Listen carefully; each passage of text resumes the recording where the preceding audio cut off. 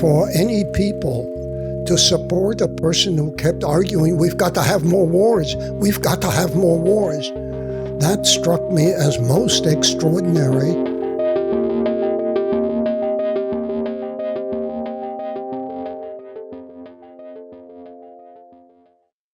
My name is Gerhard Weinberg, and I'm a retired professor of history from the University of North Carolina at Chapel Hill.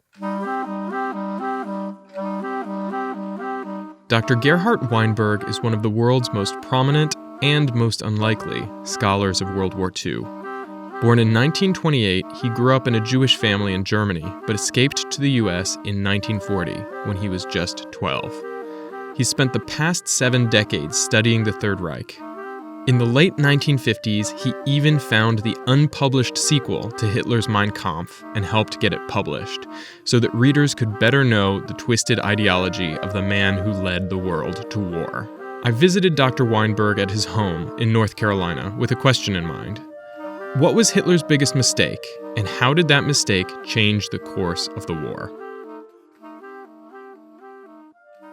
Much of this culminates in the year 1938. The specter of World War I dominates thinking.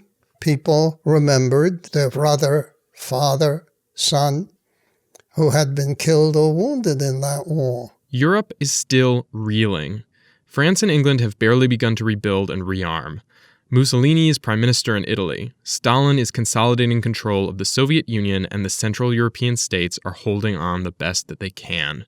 Amid all this, Germany is ready to start a new war under Adolf Hitler.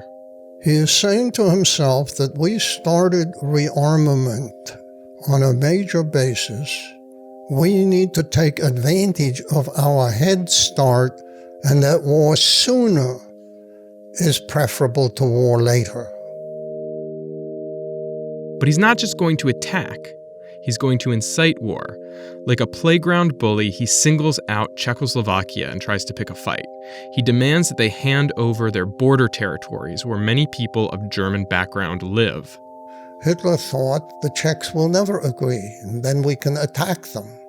When the government of Prague agrees to concede what the Germans were asking, how do you go to war with a country when it's given you what you asked for?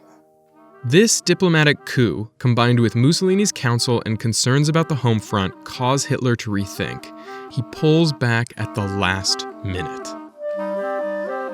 For the rest of his life, he thought of this as the single biggest mistake of his career, that it would have been much better to go to war in 1938 rather than wait.